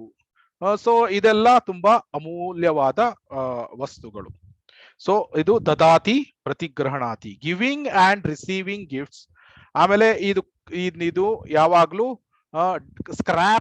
ಈ ಸ್ಕ್ರಾಪ್ ವಸ್ತುಗಳನ್ನು ನೀಡುವುದಲ್ಲ, ಬದಲಿಗೆ ತುಂಬಾ ಅಮೂಲ್ಯವಾದ ವಸ್ತುಗಳನ್ನು ಗಿಫ್ಟ್ಸ್ ಆಗಿ, ಹೊಸ ವಸ್ತುಗಳು ಅಥವಾ ಅಮೂಲ್ಯವಾದ ವಸ್ತುಗಳನ್ನು ಗಿಫ್ಟ್ ಆಗಿ ಕೊಡಬೇಕು. ಆಮೇಲೆ ಯಾವಾಗ್ಲೂ ಉಚ್ಚಿಷ್ಟವನ್ನು ಸ್ವೀಕಾರ ಮಾಡ್ಬೇಕಾದ್ರೆ ತುಂಬಾ ಕೃತಜ್ಞತಾ ಭಾವದಿಂದ ಸ್ವೀಕಾರ ಮಾಡಬೇಕು. ಈಗ ನಾವು ರಾಮಾಯಣದಲ್ಲಿ ನೋಡ್ತೇವೆ, ಹನುಮಂತ ಅವನು ಲಂಕೆಗೆ ಹೋಗ್ತಾನೆ. ಲಂಕೆಗೆ ಹೋಗಿ ಸೀತಾಮಾತೆ ಕುಳಿತಿರುವ ಮರದ ಮೇಲೆ ಅವನು ಕೂತಿರುವಾಗ ಅವಾಗ ರಾವಣ ಬರ್ತಾನೆ. ಅಲ್ಲಿ ರಾವಣ ರಾಕ್ಷಸಿಯರ ಜೊತೆಗೆ ಬಂದು ಸೀತಾಮಾತೆಗೆ ಹೆದರಿಸ್ತಾನೆ. ನೀನು ಇಷ್ಟು ದಿನದ ಒಳಗಡೆ ನನ್ನನ್ನು ಒಪ್ಕೊಳ್ಳಿಲ್ಲ ಅಂದ್ರೆ ನಾನು ನಿನ್ನನ್ನು ಕೊಂದು ನಾನು ಬ್ರೇಕ್ಫಾಸ್ಟ್ ಅಲ್ಲಿ ನಾನು ತಿಂದು ಬಿಡ್ತೇನೆ ಅಂತ. ಆಮೇಲೆ ರಾಕ್ಷಸಿಯರಿಗೆ ಹೇಳಿ ಹೋಗ್ತಾನೆ, ಇವು ಸೀತೆಯನ್ನು ಒಪ್ಸಿ ಅಂತ. ಆವಾಗ ರಾಕ್ಷಸಿಯರೆಲ್ಲ ಸೀತಾಮಾತೆಗೆ ಹೇಳುತ್ತಾರೆ, ನೀನು ಎಂತಹ ಒಂದು ಮೂರ್ಖ ಮಹಿಳೆ ನೀನು, ರಾವಣ ಕೊಟ್ಟಿರುವಂತಹ ಪ್ರಪೋಸಲ್ ಅನ್ನು ಸ್ವೀಕಾರ ಮಾಡಬಹುದಲ್ಲ ಅಂತ. ಆವಾಗ ಸೀತಾಮಾತೆ ತುಂಬಾ ದುಃಖ ಆಗ್ತದೆ, ಅವಳು ಅಳ್ಳಿಕೆ ಆರಂಭ ಮಾಡ್ತಾಳೆ. ಆಮೇಲೆ ತುಂಬಾ ಹೊತ್ತು ನಾನು ಈ ದೇಹವನ್ನು ತ್ಯಾಗ ಮಾಡುವುದು ಉತ್ತಮ ಅಂತ ಈ ರೀತಿ ಆಲೋಚನೆ ಮಾಡ್ಬೇಕಾದ್ರೆ ಹನುಮಂತ ಮೇಲಿನಿಂದ ರಾಮನ ಮಹಿಮೆಯ ಬಗ್ಗೆ ಅವನು ಗೀತೆಯನ್ನು ಹಾಡ್ಲಿಕ್ಕೆ ಆರಂಭ ಮಾಡ್ತಾನೆ. ರಾಮ ಹೇಗೆ ಬಿಲ್ಲನ್ನು ಮುರಿದ, ಆಮೇಲೆ ಸೀತಾ ಮಾತೆಗೆ ಮದುವೆಯಾದ. ಸೊ ಈ ರೀತಿಯ ಮಹಿಮೆಯನ್ನು ಅವನು ಗುಣಗಾನವನ್ನು ತುಂಬಾ ಒಂದು ಪದ್ಯದ ರೀತಿಯಲ್ಲಿ ಅವನು ಹಾಡ್ಬೇಕಾದ್ರೆ ಸೀತಾಮಾತೆ ಅವಳು ಆಲೋಚನೆ ಮಾಡ್ತಾಳೆ, ಯಾರು ರಾಮನ ಮಹಿಮೆಯನ್ನು ಗುಣಗಾನ ಮಾಡ್ತಾ ಇದ್ದಾರೆ ಅಂತ. ಆವಾಗ ಹನುಮಂತ ಅಲ್ಲಿ ಕೆಳಗೆ ಬರ್ತಾನೆ. ಆಮೇಲೆ ಕೆಳಗೆ ಬಂದು ಸೀತಾಮಾತೆಗೆ ನಾನು ರಾಮದೂತ ಅಂತ ಹೇಳ್ತಾನೆ. ರಾಮದೂತ ಅಂತ ಅವನು ರಾಮನ ಆವಾಗ ಸೀತಾಮಾತೆ ಹೇಳ್ತಾಳೆ, ಇನ್ನೂ ಜಾಸ್ತಿ ರಾಮನ ಬಗ್ಗೆ ಗುಣಗಾನವನ್ನು ಮಾಡು ಅಂತ. ಆವಾಗ ಹನುಮಂತ ಸೀತಾಮಾತೆ ಹೇಗೆ ರಾಮ ಸೀತಾಮಾತೆ ಲಂಕೆಗೆ ಬಂದ ಮೇಲೆ ಅವನು ಹೇಗೆ ಸೀತಾಮಾತೆಯನ್ನು ಹುಡುಕ್ಲಿಕ್ಕೆ ಅವನು ಪ್ರಯತ್ನವನ್ನು ಮಾಡ್ತಾ ಇದ್ದ, ಇದರ ಬಗ್ಗೆ ಎಲ್ಲ ಅವನು ತುಂಬಾ ಪದ್ಯದ ರೀತಿಯಲ್ಲಿ ಗುಣಗಾನ ಮಾಡ್ತಾನೆ. ಆವಾಗ ಆಮೇಲೆ ಅವನು ಸೀತಾಮಾತೆಯ ಹತ್ರ ಬರ್ತಾ ಇರ್ತಾನೆ. ಆವಾಗ ಸೀತಾಮಾತೆಗೆ ತುಂಬಾ ಒಂದು ಅನುಮಾನ ಬರ್ತದೆ. ಆಮೇಲೆ ಅವಳು ಹೇಳ್ತಾಳೆ, ನಿಲ್ಲು, ನೀನು ರಾವಣ ಅಲ್ಲ ಅಲ್ವಾ, ನೀನು ಈ ವಾನರನ ವೇಷದಲ್ಲಿ ಬಂದಿರುವಂತಹ ರಾವಣ ಅಲ್ಲ ಅಲ್ವಾ ಅಂತ ಕೇಳ್ತಾಳೆ. ಆವಾಗ ಹನುಮಂತನಿಗೆ ಏನ್ ಮಾಡೋದು ಅಂತಾನೆ ಗೊತ್ತಾಗುದಿಲ್ಲ. ಯಾಕೆಂದ್ರೆ ಸೀತಾಮಾತೆ ಅವಳಿಗೆ ಒಂದು ಸಲ ಮೋಸ ಮಾಡಿದಾನೆ ರಾವಣ, ಆಮೇಲೆ ಬೇರೆ ವೇಷದಲ್ಲಿ ಬಂದು ಕತ್ಕೊಂಡು ಹೋಗಿದ್ದಾನೆ. ಸೊ ಆದ್ರಿಂದ ಹನುಮಂತನಿಗೆ ಏನು ಮಾಡುವುದಂತ ಗೊತ್ತಾಗುದಿಲ್ಲ. ಆವಾಗ ಅವನಿಗೆ ನೆನಪಾಗ್ತದೆ, ಅವನು ತಾನು ತಂದಿರುವಂತಹ ರಿಂಗ್, ಆ ಉಂಗುರ ಏನಿದೆ ಅದನ್ನು ಸೀತಾಮಾತೆಗೆ ತೋರಿಸ್ತಾನೆ, ಆಮೇಲೆ ಅವಳಿಗೆ ನೀಡ್ತಾನೆ. ಆವಾಗ ಆ ಸೀತೆಗೆ ಎಲ್ಲಾ ಆ ಹಿಂದಿನ ರಾಮನ ಜೊತೆಗೆ ಆಗಿರುವಂತಹ ಲೀಲೆಗಳು ನೆನಪಾಗ್ತದೆ. ಹೇಗೆ ಮಾನ್ ಲೀಲಾ, ಸೀತಾಮಾತೆಗೆ ಸಿಟ್ಟು ಬಂದಾಗ ರಾಮ ಅವಳನ್ನು ಸಮಾಧಾನ ಮಾಡ್ಲಿಕ್ಕೆ ಪ್ರಯತ್ನ ಮಾಡ್ತಾ ಇರ್ತಾನೆ. ಆದ್ರೆ ಸೀತಾಮಾತೆ ರಾಮನ ಮುಖವನ್ನೇ ನೋಡುವುದಿಲ್ಲ. ಆವಾಗ ರಾಮ ಅವಳ ಒಂದು ಕಡೆಯಿಂದ ಅವಳನ್ನು ನೋಡ್ಲಿಕ್ಕೆ ಪ್ರಯತ್ನ ಮಾಡಿದ್ರೆ ಸೀತಾಮಾತೆ ಮುಖವನ್ನು ಇನ್ನೊಂದು ಕಡೆಗೆ ತಿರುಗಿಸ್ತಾ ಇದ್ಲು. ಸೊ ಈ ರೀತಿ ಸೀತಾಮಾತೆ ತನ್ನ ಸಿಟ್ಟನ್ನು ವ್ಯಕ್ತಪಡಿಸ್ತಾ ಇರ್ಬೇಕಾದ್ರೆ ರಾಮ ಒಂದು ಉಪಾಯ ಮಾಡ್ತಾನೆ. ತನಗೆ ಅವನು ಜನಕ ಮಹಾರಾಜ ದಶರಥನ ಉಪಸ್ಥಿತಿಯಲ್ಲಿ ನೀಡಿರುವಂತಹ ಆ ಉಂಗುರ ಏನಿದೆ ಅದರಲ್ಲಿ ರಾಮ ಅಂತ ಬರೆದಿರ್ತಾರೆ. ಆ ಉಂಗುರವನ್ನು ಒಂದು ಕಡೆ ಎಸ್ದು ಇನ್ನೊಂದು ಕಡೆ ಹುಡುಕಿದ ಹಾಗೆ ಅವನು ನಾಟಕ ಮಾಡ್ತಾನೆ. ಓ, ನನ್ನ ಉಂಗುರ ಬಿದ್ದು ಹೋಯ್ತು, ಎಲ್ಲಿದೆ, ನನಗೆ ಸಿಗ್ತಾ ಇಲ್ಲ ಅಂತ. ಆವಾಗ ಸೀತಾಮಾತೆ ರಾಮನಿಗೆ ಹೇಳ್ತಾಳೆ, ನೀನು ಉಂಗುರ ಅಲ್ಲಿ ಬಿದ್ದಿದೆ, ಇಲ್ಲಿ ಯಾಕೆ ಹುಡುಕ್ತಾ ಇದ್ದೀಯಾ ಅಂತ. ಅವಳು ಹೋಗಿ ಆ ಉಂಗುರವನ್ನು ತಂದು ರಾಮನಿಗೆ ನೀಡ್ತಾಳೆ. ಆವಾಗ ಆ ಸೀತಾಮಾತೆಯ ಸಿಟ್ಟು ಎಲ್ಲ ಹೋಗಿ ಬಿಡ್ತದೆ. ಸೊ ಈ ರೀತಿ ಮಾನ್ಲೀಲಾ ಏನಿದೆ, ಸೀತೆಯ ಮಾನ್ಲೀಲಾ, ಅದು ಅವಳಿಗೆ ತುಂಬಾ ನೆನಪು ಬರ್ತದೆ ಆ ಉಂಗುರವನ್ನು ನೋಡಿದಾಗ. ಸೊ ಆವಾಗ ಅವಳಿಗೆ ಗೊತ್ತಾಗ್ತದೆ, ಅವಳು ಆವಾಗ ಅಂದ್ರೆ ಈ ರೀತಿ ಹನುಮಂತನಿಗೆ ಹೇಳ್ತಾಳೆ, ನೀನು ನಿಜವಾದ ರಾಮದೂತ ಅಂತ ನಾನು ಈಗ ನಂಬುತ್ತೇನೆ ಅಂತ. ಅವಳಿಗೆ ಭಾರಿ ಖುಷಿ ಆಗ್ತದೆ. ಆಮೇಲೆ ಅವಳು ತನ್ನ ಚೂಡಾಮಣಿಯನ್ನು ತೆಗೆದು ಹನುಮಂತನಿಗೆ ನೀಡ್ತಾಳೆ.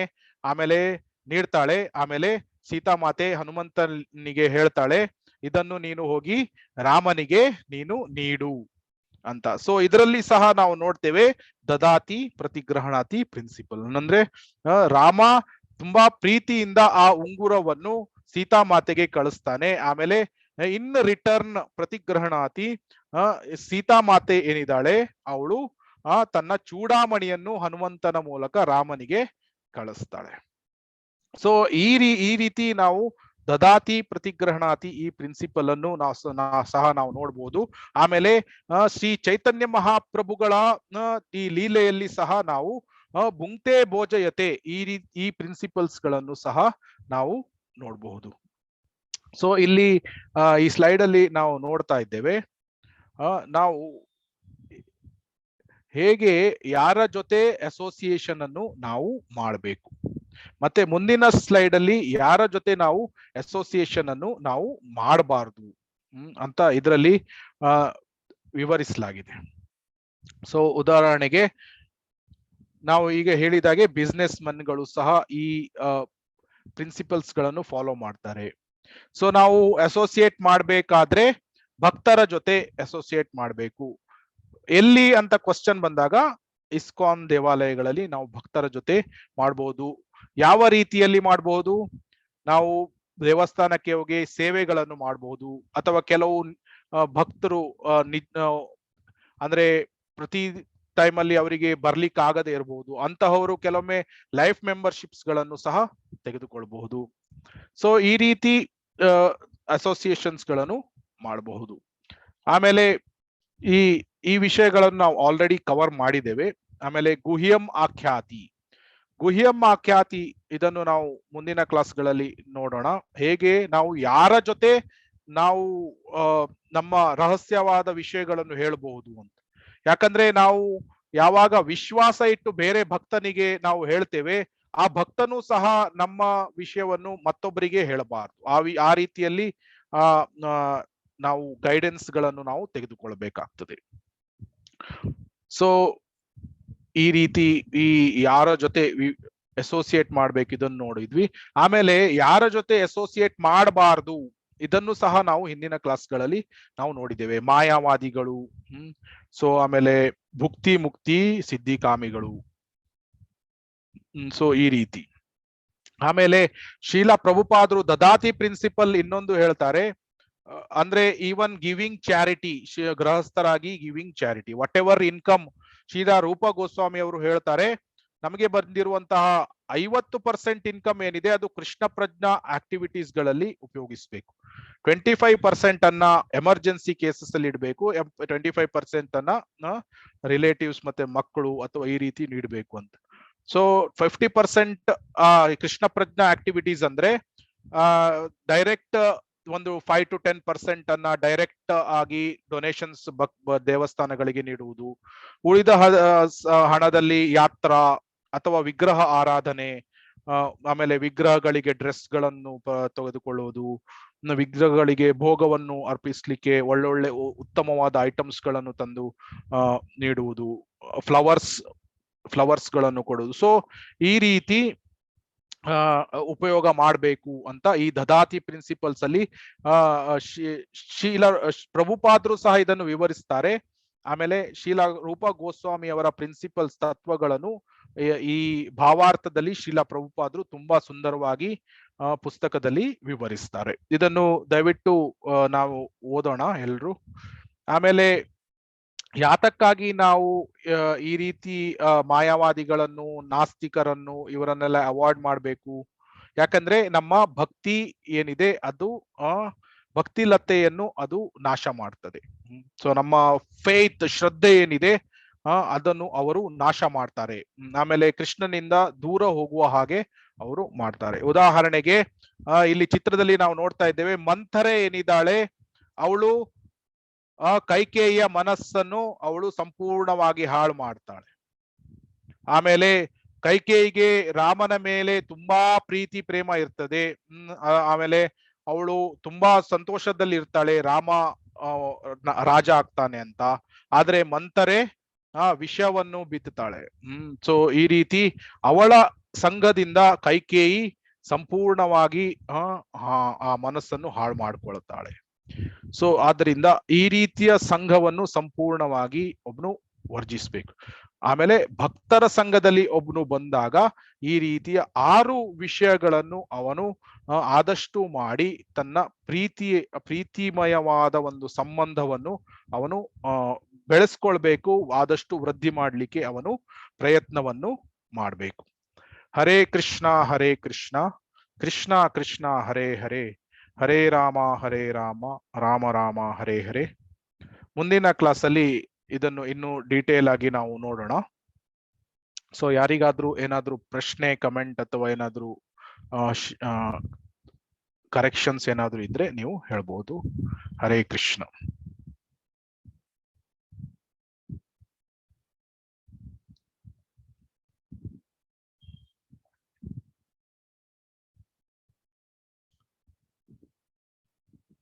ಇವತ್ತು ಹೇಳಿದ್ದು ಅರ್ಥ ಆಯ್ತಾ? ದದಾತಿ ಪ್ರತಿಗ್ರಹಣಾತಿ. ಹರೇ ಕೃಷ್ಣ. ಪ್ರಭುಜಿ ಚೆನ್ನಾಗಿ ಅನಿಸ್ತು ಪ್ರಭುಜಿ. ಯಾರ ಜೊತೆ ಮಾಡ್ಬೇಕು, ಯಾರ ಜೊತೆ ಹೆಂಗಿರ್ಬೇಕು ಅನ್ನೋದನ್ನ ತುಂಬಾ ಚೆನ್ನಾಗಿ ಹೇಳ್ಕೊಟ್ರಿ ಪ್ರಭುಜಿ. ತುಂಬಾ ಧನ್ಯವಾದ ಮಾತಾಜಿ. ಏನಾದ್ರೂ ಯಾರಿಗಾದ್ರೂ ಏನಾದ್ರೂ ಪ್ರಶ್ನೆ ಇದೆಯಾ?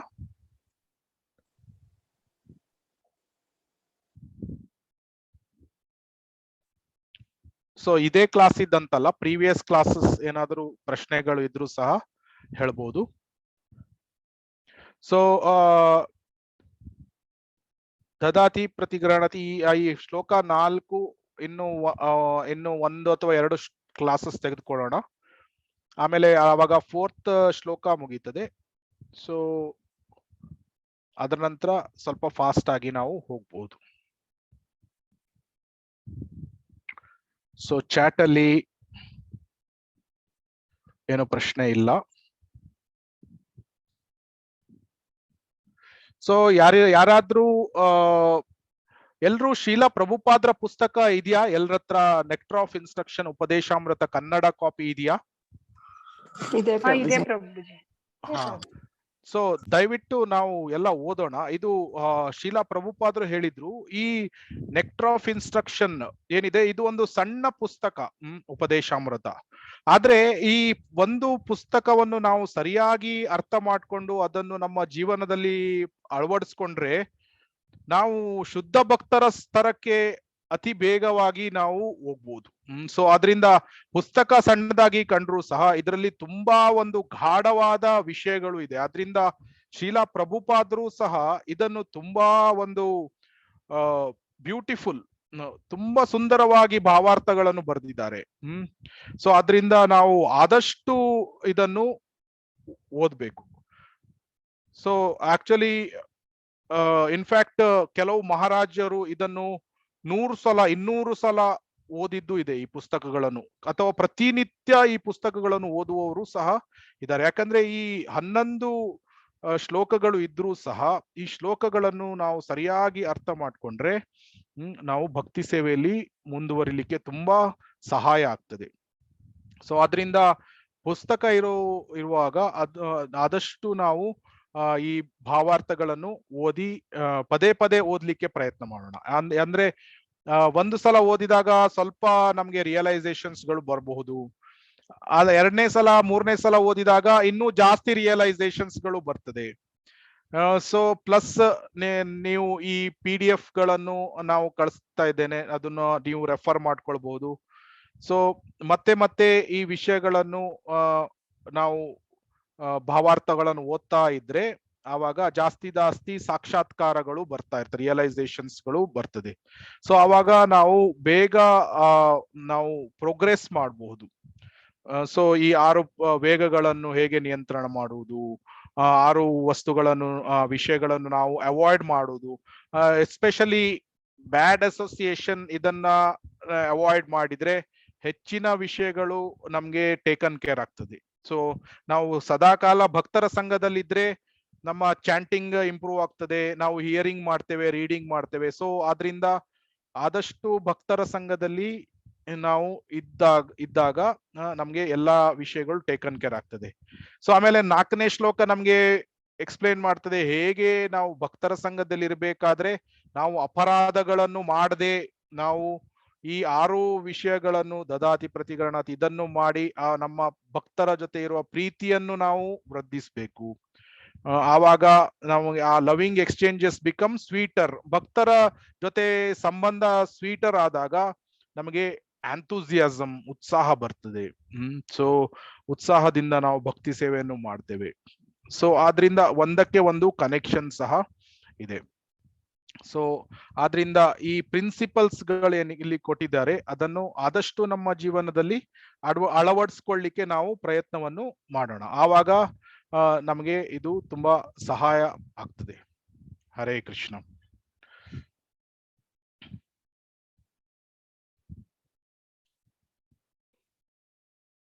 ಸೊ ಯಾರಿಗೂ ಏನಾದ್ರೂ ಪ್ರಶ್ನೆ ಇದೆಯಾ? 1 minute ವೇಟ್ ಮಾಡ್ತೀನಿ, ಇಲ್ಲ ಅಂದ್ರೆ ನಾವು ಕ್ಲಾಸ್ ಅನ್ನ ಎಂಡ್ ಮಾಡ್ಬೋದು. ಅಥವಾ ಬೇರೆ ಯಾರಿಗಾದ್ರೂ ಈ ಉಪದೇಶಾಮೃತದ ಬಗ್ಗೆ ಶೇರ್ ಮಾಡ್ಬೇಕಾದ್ರೆ ಹೇಳ್ಬೋದು, ಪ್ರಶ್ನೆ ಅಲ್ಲದೆ ನಿಮ್ಗೆ ಏನಾದ್ರೂ ರಿಯಲೈಸೇಷನ್ಸ್ ಗಳು ಇದ್ರೆ, ಅಥವಾ ನೀವು ಪುಸ್ತಕ ಓದ್ಬೇಕಾದ್ರೆ ನಿಮ್ಗೆ ಏನಾದ್ರೂ ನಿಮ್ಮ ಜೀವನದಲ್ಲಿ ಆಗಿರುವಂತ ಘಟನೆ ಏನಾದ್ರೂ ರಿಯಲ್ ಕನೆಕ್ಟ್ ಮಾಡ್ಲಿಕ್ಕಾದ್ರೆ ಆ ರೀತಿ ರಿಯಲೈಸೇಷನ್ ಶೇರಿಂಗ್ ಸಹ ಮಾಡ್ಬೋದು. ಒಬ್ರಿಬ್ರು ಬೇಕಾದ್ರೆ ಡಿವೋಟೀಸ್ ಗಳು ಶೇರ್ ಮಾಡೋದಿದ್ರು ಸಹ ಮಾಡಬಹುದು. ಹರೇ ಕೃಷ್ಣ ಪ್ರಭುಜಿ, ದಂಡವತ್ ಪ್ರಣಾಮಗಳು. ಹರೇ ಕೃಷ್ಣ ಮಾತಾಜಿ. ಉಪದೇಶಾಮೃತದ ಬಗ್ಗೆ ಅಲ್ಲ, ಬೇರೆ ಕ್ವಶನ್ ಕೇಳ್ಬೋದಾ ಪ್ರಭುಜಿ? ಕೇಳಿ ಮಾತಾಜಿ. ಶ್ರೀಲ ಪ್ರಭುಪಾದರು ಇದು ಇಸ್ಕಾನ್ ನ ಫಸ್ಟ್ ಎಲ್ಲಿ ಸ್ಥಾಪನೆ ಮಾಡಿದ್ದು ಪ್ರಭುಜಿ? ನ್ಯೂಯಾರ್ಕ್ ಅಲ್ಲ, ಇಲ್ಲ ಇದ್ರಲ್ಲ ಬೋಸ್ಟನ್ ಅಲ್ಲ ಪ್ರಭುಜಿ ಅಂತ? ನ್ಯೂಯಾರ್ಕ್ ಅಲ್ಲಿ ಮಾತಾಜಿ, 1966 ಅಲ್ಲಿ ನ್ಯೂಯಾರ್ಕ್ ಅಲ್ಲಿ. So New York international society for Krishna consciousness ಅಂತ ಅಲ್ಲಿ ಫಸ್ಟ್ 1966 ಅಲ್ಲಿ ರಿಜಿಸ್ಟರ್ ಮಾಡಿದ್ರು. ಸೊ ಆವಾಗ ಅವ್ರಿಗೆ ಓನ್ಲಿ 26th ಅವೆನ್ಯೂದಲ್ಲಿ ಮ್ಯಾಚ್ಲೆಸ್ ಗಿಫ್ಟ್ ಸೆಂಟರ್ ಏನಿತ್ತು, ಅವ್ರ ಹತ್ರ 1 ತಿಂಗಳಿದ್ದು ಮಾತ್ರ, 1 ತಿಂಗಳಿಗೆ ನೀಡುವಂತಹ ಆ ರೆಂಟ್ ಅಷ್ಟೇ ಹಣ ಇತ್ತು ಅವ್ರ ಹತ್ರ. ಆದ್ರೂ ಸಹ ಅವರು ಅಂತಾರಾಷ್ಟ್ರೀಯ ಸಂಘವನ್ನು ರಿಜಿಸ್ಟರ್ ಮಾಡ್ತಾರೆ. ಅವ್ರಿಗೆ ಅಷ್ಟು ಹರಿನಾಮದ ಬಗ್ಗೆ ಮೇಲೆ, ಆಮೇಲೆ ತಮ್ಮ ಗುರುಗಳ ಮೇಲೆ ಅಷ್ಟೊಂದು ಡೀಪ್ ಆಗಿ ಒಂದು ಶ್ರದ್ಧೆ, ನಂಬಿಕೆ, ವಿಶ್ವಾಸ ಇತ್ತು. ಆದ್ರೂ ಸಹ ಅವರು 1 ತಿಂಗಳ ಅಷ್ಟೇ ದುಡ್ಡಿದ್ರು ಸಹ ಇಸ್ಕಾನ್ ಅನ್ನು ಅವರು ರಿಜಿಸ್ಟರ್ ಮಾಡ್ತಾರೆ 1966 ನ್ಯೂಯಾರ್ಕ್ ಅಲ್ಲಿ. ಹರೇ ಕೃಷ್ಣ.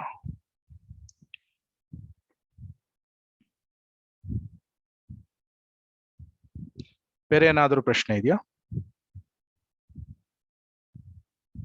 ಪ್ರಭುಜಿ, ಇನ್ನೊಂದು ಕ್ವಶನ್. ಇದು ಭಗವದ್ಗೀತೆಯಲ್ಲಿ ಚರ್ಮ ಶ್ಲೋಕ ಮತ್ತೆ ಇದು ಎಲ್ಲ ಚತುರ್ಶ್ಲೋಕಿ ಮತ್ತೆ ಇನ್ನೊಂದು ಭಗವದ್ಗೀತೆದು ಸಾರ, ಈ ತರ ಎಲ್ಲ ಇದೆಯಲ್ಲ, ಚರ್ಮ ಶ್ಲೋಕ ಅಂದ್ರೆ ಏನು ಪ್ರಭುಜಿ? ಏನು ಗೊತ್ತಾಗ್ಲಿಲ್ಲ ಮಾತಾಜಿ. ಭಗವದ್ಗೀತೆಯಲ್ಲಿ ಚತುರ್ಶ್ಲೋಕಿ ಅಂತ ಇದೆ 4. ಹೌದು. ಚರ್ಮ ಶ್ಲೋಕ ಅಂತ ಏನ ಹೇಳ್ತಾರೆ. ಆಮೇಲೆ ಇನ್ನೊಂದು ಭಗವದ್ಗೀತೆ ಸಾರ, ಅದೇನು ಗೊತ್ತು, ಭಗವದ್ಗೀತೆ ಸಾರ. ಚತುರ್ಶ್ಲೋಕಿ ಅಂದ್ರೆ ಚರ್ಮ ಶ್ಲೋಕಿ ನನ್ಗೆ ಗೊತ್ತಿಲ್ಲ ಮಾತಾಜಿ, ಅದ್ರ ಬಗ್ಗೆ ನನ್ಗೆ ಗೊತ್ತಿಲ್ಲ. ಚರ್ಮ ಶ್ಲೋಕ ಗೊತ್ತಿಲ್ಲ. ಚತುರ್ಶ್ಲೋಕಿ ಅಂದ್ರೆ ಆ 4 ಶ್ಲೋಕಾಸ್ ಇಂದ ನಾವು ಎಂಟೈರ್ ಭಗವದ್ಗೀತೆಯ ಸಾರವನ್ನು ಅರ್ಥ ಮಾಡ್ಕೊಳ್ಬಹುದು. ಸೊ ಚತುರ್ಶ್ಲೋಕಿ ಭಗವದ್ಗೀತಾ ಇದೆ, ಚತುರ್ಶ್ಲೋಕಿ ಭಾಗವತಂ ಅಂತ ಇದೆ. ಸೊ ಅದ್ರ ಬಗ್ಗೆ ಗೊತ್ತು. ಚರ್ಮ ಶ್ಲೋಕ ಗೊತ್ತಿಲ್ಲ ಮಾತಾಜಿ ನನ್ಗೆ, ದಯವಿಟ್ಟು ಕ್ಷಮಿಸಿ. ಬೇರೆ ಯಾರಿಗಾದ್ರೂ ಗೊತ್ತಾ? ಇಲ್ಲಿ ಗೊತ್ತಿದ್ರೆ ಹೇಳ್ಬೋದು, ಆನ್ಸರ್ ಮಾಡ್ಬೋದು. ಅಂದ್ರೆ ಭಗವದ್ಗೀತೆ ಶ್ಲೋಕದ ಸಾರ ಎಲ್ಲ ಈ ಚತುರ್ಶ್ಲೋಕಿಲ್ ಇದೆ ಅಂತ ಪ್ರಭುಜಿ? ಅಂದ್ರೆ ಎಸೆನ್ಸ್ ಏನಿದೆ ಅದನ್ನ ನಾವು 4 ಶ್ಲೋಕಗಳಲ್ಲಿ ಅರ್ಥ ಮಾಡ್ಕೊಳ್ಬಹುದು ಅಂತ. ಅದಕ್ಕಾಗಿ ಚತುರ್ಶ್ಲೋಕಿ ಭಗವದ್ಗೀತಾ ಅಂತ ಹೇಳ್ತಾರೆ. ಸೊ ಅದೇ ರೀತಿ ಚತುರ್ಶ್ಲೋಕಿ ಭಾಗವತಂ ಅಂತ ಇದೆ. ಸೊ ಬಟ್ ಅದು ಆಕ್ಚುಲಿ ಡೀಪ್ ಸಬ್ಜೆಕ್ಟ್ ಮ್ಯಾಟರ್. ಯಾಕಂದ್ರೆ ಭಾಗವತಂ ಏನಿದೆ ಅದ್ರದ್ದು each word is Krishna. So literary incarnation of Krishna. So ಅದರಿಂದ ಆ 4 ಶ್ಲೋಕಗಳನ್ನು ಏನಿದೆ ಆ ಚತುರ್ಶ್ಲೋಕಿ ಭಗವದ್ಗೀತೆಯಲ್ಲಿ, ಅದರಲ್ಲಿ ಸಾರ ಇದೆ ಅಂತ, ಭಗವದ್ಗೀತೆಯ ಸಾರ. ಪ್ರಭುಜಿ, ಇದು ಅದೇ ಭಗವದ್ಗೀತೆದು ಎಲ್ಲಾ ಶ್ಲೋಕಗಳ ಸಾರ ಯಾವ್ದು ಅಂತ ಕೇಳಿದಾಗ ಒಂದು ಶ್ಲೋಕ ಬರಿಬೇಕಾಗುತ್ತಲ್ಲ, ಆವಾಗ ಯಾವ್ದು ಬರಿಬಹುದು ಪ್ರಭುಜಿ ನೀವು? ಭಗವದ್ಗೀತೆ ಎಂಟೈರ್ ಭಗವದ್ಗೀತೆಯ ಸಾರ ಏನಿದೆ ಅದು ಸರ್ವಧರ್ಮಾನ್ ಪರಿತ್ಯಾಜ್ಯ ಮಾಮೇಕಂ ಶರಣಂ ವ್ರಜ. So that is the entire conclusion of Bhagavad Gita. So ಅದನ್ನ ಇದೆ ಪ್ರಭುಜಿ 11:55ರಲ್ಲಿ ಎಲ್ಲಾ ಭಗವದ್ಗೀತೆಯ ಸಾರ ಅಂತ ಹೇಳಿ ಪ್ರಪಾತ್ ಭಾವಾರ್ಥದಲ್ಲಿ ಬರ್ದಿದ್ದಾರೆ 11:55ರಲ್ಲಿ.